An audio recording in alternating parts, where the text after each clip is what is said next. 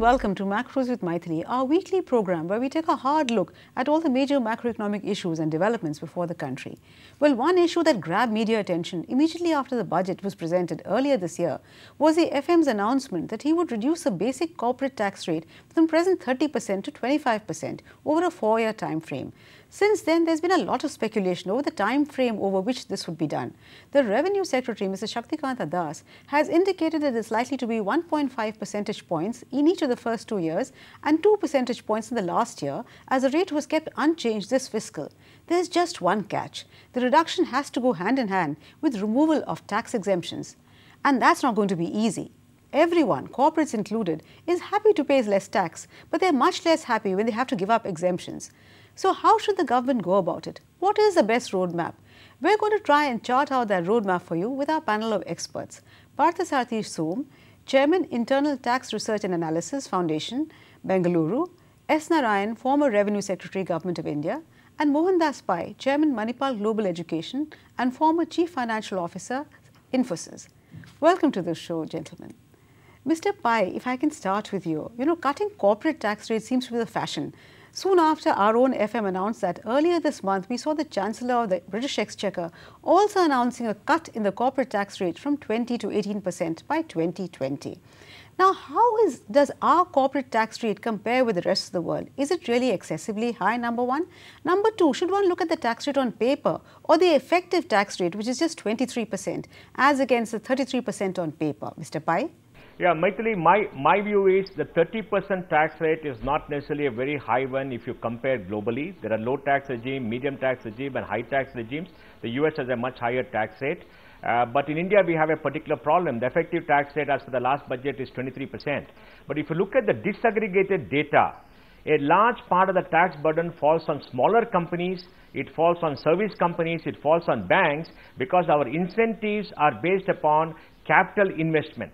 So in a capital scarce country, in a labor surplus country, we don't incentivize labor, we incentivize capital, and that creates distortion in economic allocation and capital allocation. For example, there are many reports of many large infrastructure companies which capitalize huge amount of assets without any equity and do all kind of things, and people look for capital allowances and automation in unnecessary manner. So I would think that we need to have a tax regime of 25% and make the effective rate come to 25%. And if you look at the capital allowances, you find that 39,000 crores of revenue is being lost because of accelerated depreciation. We have a 15% general rate of depreciation for plant and machinery, plus we have a 20% extra depreciation in the year of capitalization. And the year of capitalization is the first year. Most companies don't pay tax anyway, so I think they just carry it forward. So I think it's a very good move to reduce this additional depreciation and reverse this trend of giving more incentive for capital allocation and large projects, incentivize the smaller companies which anyway create greater employment in the country, incentivize the banks to reduce the cost of capital so lending rates come down, and bring down the general rate 25% and effective rate 25%. And I think I would commend this. If you look at the tax reform proposal of Parthasarathy Shome, you will find a similar recommendation to have a lower tax rate and remove all exemptions, and I think we should move towards that. So I would fully support this move and say that remove exemptions, reduce the tax to 25%, make it flat, and make a much more simpler tax regime. Okay, Parthosh, Mr. Pai, strongly recommended your recommendation, really. And let me toss that question over to you. Are our tax rates, corporate tax rates, too high? And should we move towards making the nominal tax rate and the effective tax rate one and the same, and lower at 25%? Yeah, thank you, Mythili. I totally tend to agree with Mohan. And Mohandas's overall view and understanding of the corporate sector is very detailed, and he understands the whole area of service vis-a-vis industry and accelerated depreciation. So our thrust has always been to generalize by lowering the tax rate and streamline the incentives and reduce them as much as is possible. Actually, our tax rate, even if we look at the BRICS countries, we stand out with Brazil. Brazil has 34% and we have 34.61%. But others like Russia has 20%, China has brought it down to 25%, South Africa to 28%. Even UK has brought it down to 20%, Australia 30%, Germany less than 30%. US, as Mohan said, is correct. It is probably the highest in the world today at about 40%. But US can afford it because it is based on the residence principle, and there's enough foreign tax credit for multinational companies in the US and so on. So, and if I look at Singapore, some of them with whom we compare ourselves, Malaysia, where we are competing, Bangladesh, they are all much lower than us. So I think there is a tremendous possibility of reducing our tax rate, and 25% is something where the ballpark, that is what we actually had been recommending. And if you are asking me about the incentives, there is still a plethora of incentives that we can do something about. I've been, at your invitation, I've been looking into it. Now we have this agricultural income, whether company agricultural income or not. We have charitable institutions, newly established units in SEZs, newly established units in 100% export-oriented undertakings, profit and gains from industrial undertakings, and that is a whole gamut of infrastructure, which is a bit understandable, but still there is a lot of leakage in that incentive.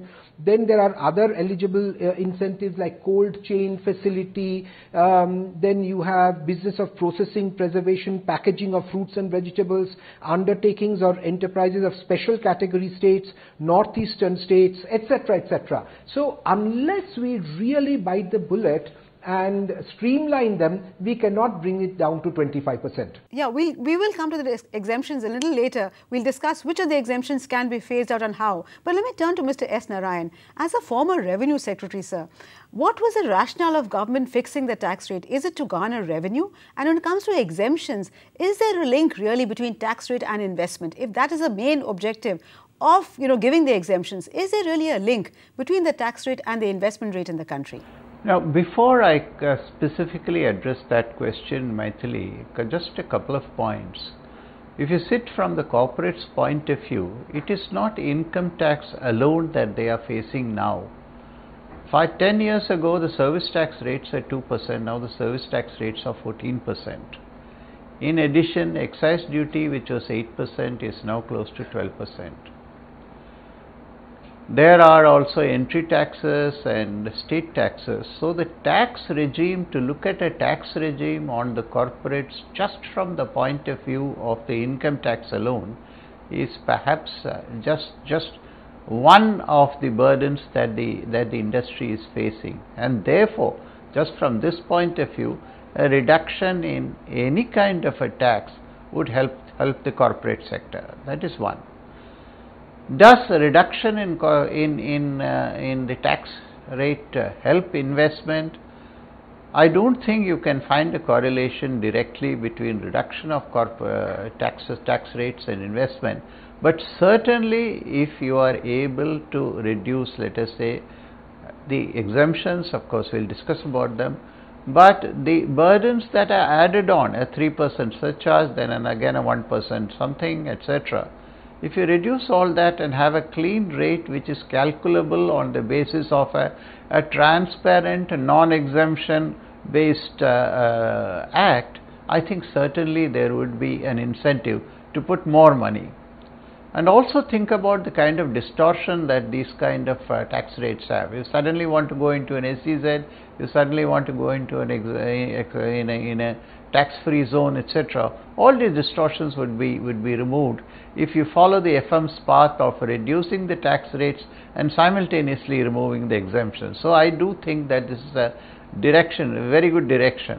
I don't think 30% by itself is high by global standards. It is near norm. You go to Australia, you go to England, etc. It's much higher. You go to the Nordic countries, it's very much higher. But at least there's a certain kind of transparency about or simplicity. I won't use the word transparency. A simplicity about the tax regime, which we need to bring into our regime, and we need to bring that in. And that I think a combination of a reduction and a combination of simplification would definitely help incentivize further investment in this country. Okay, so absolutely. So we need a lower tax rate, along with that a simpler tax structure. But I'm afraid on that note we have to slip into a very short break. But please do stay with us. We'll be back very soon. Welcome back. You're watching Macros with Mythili, and we're discussing the government's proposed roadmap for a cut in the corporate tax rate. Partho, before the break, you were discussing the exemptions, and that brings me to my next question. You know, we have numerous exemptions, but not all the exemptions are the same. Some, like accelerated depreciation, for instance, are meant to incentivize investment. Others, which are linked to employment, are meant to incentivize employment. So, which of these exemptions should we try phasing out first? Is there some kind of priority list that we could draw out, Partho? Well, first and foremost, as Mohan was just explaining, accelerated depreciation favors industry vis-a-vis services, in other words, the more capital intensive sectors.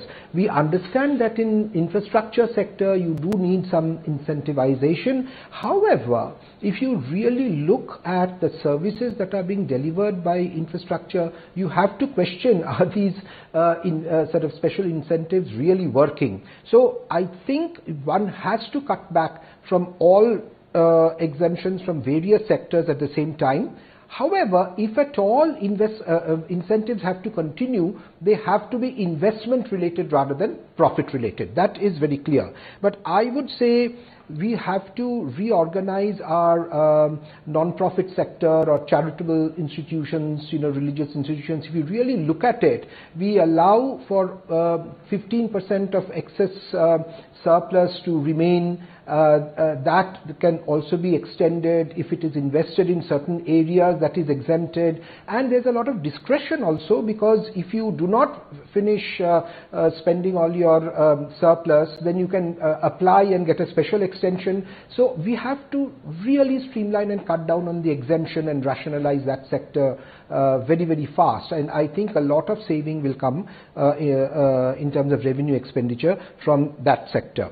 The other thing, even though it is very difficult, is the agricultural sector. Now, companies that are getting income from agriculture in the cash crops and so on and so forth, that is again something that we have to bite the bullet, and we have to really remove it. More and more agriculture is getting corporatized, and then we have the other part of agriculture where incomes are very meager, and not only that, we know, how extreme the outcomes are. So we have to rationalize that sector too, where it is a clearly commercial enterprise, but kind of hidden in the cloak of agricultural income. We have to identify them and move them away. Apart from that, there are so many areas in infrastructure as well as processing and cold facilities. These, I hate to point out particular sectors and I did not identify others, but all of these lead to immense amount of leakages, and you can look at the revenue expenditure numbers from the union budget, and every year they are going up. So we have to attack all of them at the same time, but the three that I mentioned should come first. Absolutely, absolutely. But Mr. Mohandas Pai, if I can toss that question to you, Partho mentioned two main items. One is accelerated depreciation and the other is agricultural income. Now, as far as accelerated depreciation is concerned, which is the largest item in the total exemptions of close to 63,000 crores as per the last budget, the surprising thing is accelerated depreciation, the amount has been increasing year after year, whereas we see so little sign of corporate investment. So is it that corporates are misusing these exemptions? Is there a case for really coming down on them, removing the exemption altogether, or being more careful in who utilizes these exemptions? No, I would say that India requires capital efficiency, and capital efficiency comes when we have a tax regime which doesn't unnecessarily incentivize overcapitalization. If you look at all the infrastructure companies, if you look at the scale of infrastructure, we are finding that there's a very large scale leakage of money outside, and ED has issued notices to many companies. And if you look at the top 10 borrowers, they're very new names, and 40-50,000 crores of borrowing, there's no way they could have put in equity or raised equity to justify that borrowing. So this kind of a capital allowance is being misused in a very large part of India, where there is a large projects which are coming up. There's a need to reduce the project, and by giving them tax incentives, you're just accelerating the problems. And on the other hand, larger employment comes to smaller firms. If you look at disaggregate data, like I said, so I would say asset depreciation 20% should be reduced to 5%. That will release something like about 30,000 crores. and the 30,000 crores can be used to reduce the tax rate by 1.5%, because 1% reduction at 23% is equal to 20,000 crores. So 30,000 crores reduction and doing away with asset depreciation, bring it down from 20% to 5% will send a message very clearly. The second what I would suggest is small firms earning profit up to, let's say, 1 crore. Maybe you bring down the tax rate for the first 1 crore on a slab basis to 25% straight away, so they get relief and they will reinvest because they require capital. They don't get money from the banks and other institutions, whereas large firms get huge amounts of money. They're probably better off in terms of credit rating. So I would incentivize the small scale sector. There could be some misuse at the slab level above 1 crore, but the misuse will not be so great compared to giving tax incentive for capital. So I would use this prong in the next 2 years to bring in relief. So my view is asset depreciation, because that is about, I think my estimate is 40% of the total giveaway in taxes. Absolutely, absolutely. Accelerated depreciation is a huge, drawdown on the exemptions. But Mr. Narayan, one of the arguments that economists are very fond of making is the Laffer curve effect, that if you lower your tax rates, your overall tax revenue increases. But we've seen India's tax to GDP ratio, after some small slight improvement when rates came down, after that, in fact, rates have, the tax to GDP ratio has not budged. On the contrary, it has come down. So what explains the fact that the Laffer curve doesn't seem to be working in India? I think again 2 points. One, I would like to spend a few seconds on this exemption issue. See, we are talking of accelerated depreciation. Accelerated depreciation applies only to plant and machinery substantially. In the service sector, this has no value at all. And if you have a very low manufacturing base in any case and you want to incentivize manufacturing, this accelerated depreciation helps. So that is one point. Why is the tax GDP ratio coming down? I think tax GDP ratio is just coming down because of enormously, I would say, poor revenue or tax administration, because all arithmetic shows that in the last 10 years, certainly 10 to 15 years, the total number of people paying taxes has not increased. Neither have the corporate list increased, nor has the traders list increased. The total numbers are remaining stagnant. Now this is surprising because the economy has grown by at least 3 to 4 times during that period. So there are a very, very large number of people who are not paying taxes. You just have to go into, let us say, Sarojini Market on any day and just look around at the transactions going there and say, are these people paying taxes? So we need to have a mechanism of bringing in a huge economy which is outside the tax net currently. And surprisingly, in fact, I made the submission before the Finance Commission, Mr. Reddy's Finance Commission, saying that your job should not be merely allocation of revenues. Your job should also be to make sure that revenues are getting, dues are getting collected, because if they get collected, then the states would get more. But this is a particular point that finance commissions are often missing. They are missing. So I do think that this is what you are mentioning is a very serious problem, and this squarely is in the hands of the Revenue Department and the tax authorities to make sure that it is improving. Absolutely. Even as we try and cut the tax rate for corporates, we need to ensure better compliance so that the tax to GDP ratio improves. But on that note, I'm afraid we have to slip into another very short break. But please do stay with us. We'll be back very soon. Welcome back. You're watching Macros with Mythili, and we're trying to devise a roadmap for cutting corporate tax rates with a panel of experts. Partho, you're the man who's been, on various tax commissions and expert committees all over the world. But at a time when corporates are already trying to bring down their taxable income by things like, base erosion and profit shifting, etc., if we lower the tax rate even further, then will the income, the revenue generation from corporates come down completely, almost disappear? Because this is an issue that is excising governments all over the world. Well, in reality, we have an effective corporate tax rate of about 23%. So if we bring it down to 25 and we can really get rid of tax incentives to the extent feasible and expand the tax base or taxpayer base, as Mr.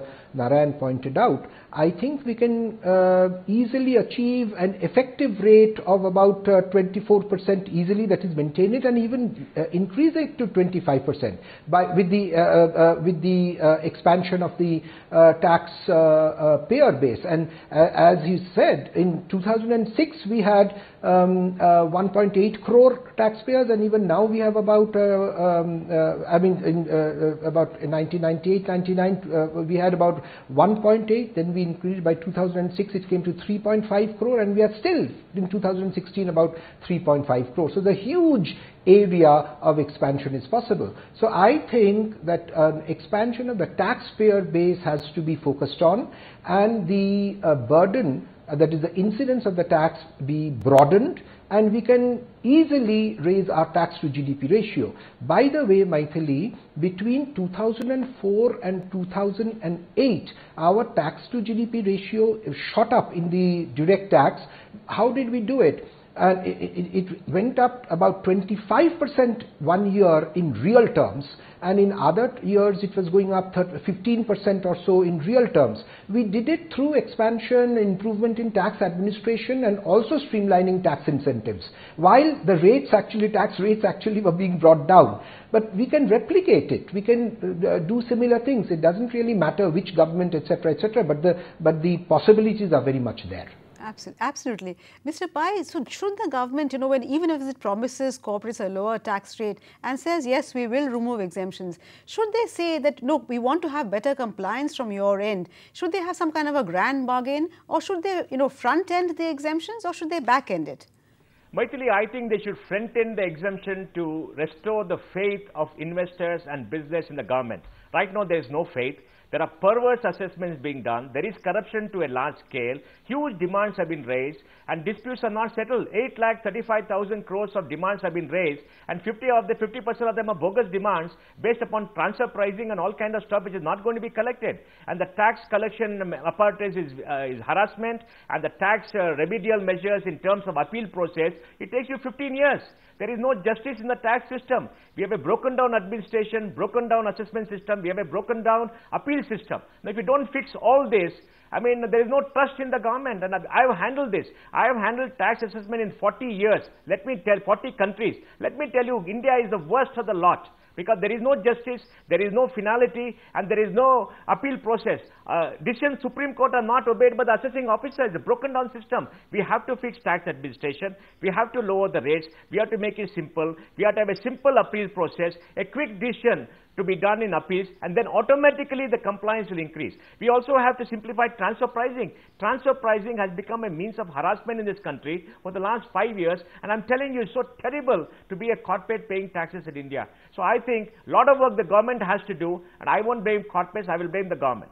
Mr. Narayan, Mr. Pai spoke with the anguish of somebody who's been at the receiving end. But you've been in government, and as a revenue secretary, you must have seen the other side. Tax officials very often complain, in fact, that there are so many companies, which are zero tax companies, which they know are very profitable, and hence they've had to levy things like MAT. But even that hasn't worked. So who is the tax official more wronged, or is he actually guilty? No, the tax officials, certainly there is a lot of, I would say, if you use the word corruption, there's a lot of corruption in the society, and that is not corruption which exists in the government alone. It exists in the whole of the polity. It exists with the corporates. There are corporates which are equally corrupt. So I think this is a malaise that we have to recognize that exists here. Coming to the assessment, I think a kind of a bargaining that the corporates try to do with the assessing officers is the beginning of the problem. The beginning of the problem is that they deal with the assessing officer as a person, and rather than as an individual who is implementing an act, and that is where the corruption actually starts. But is there harassment? I believe there is harassment. I believe there is non-transparency, and I do believe that the system can be improved enormously, considerably, to make sure, after all, much bigger tax earning countries like the United States, etc., they do not get into these kind of problems at all. You file it on a particular date, in 5 weeks or 6 weeks times you get the assessment, and that is final. The appellate process is extremely expensive, costly, and whatever you claim is within a very, very clear law. So I think we have a long way to go. We have a long way to go there. But I step back to your point and say compliance. Compliance has to come from both sides. Compliance for people who are not paying, and compliance from the department to make sure that only that is what is charged is levied. I don't like the huge refunds that happens at the beginning of each year. Okay. So clearly we have a long way to go, but what is good is that all our three experts, and again they're experts mind you, they all agree that there is a strong case to lower the corporate tax rate, and along with that do away with the exemptions as well. So I do hope the government takes our suggestions seriously. But on that note, I'm afraid we come to the end of this program. Thank you so much, Mr. Narayan, Parthu and Mr. Pai for joining me. Thank you also for watching. But we'll be back next week with yet another edition of Macros with Mythili. Till then, it's thank you and goodbye from all of us at ET Now.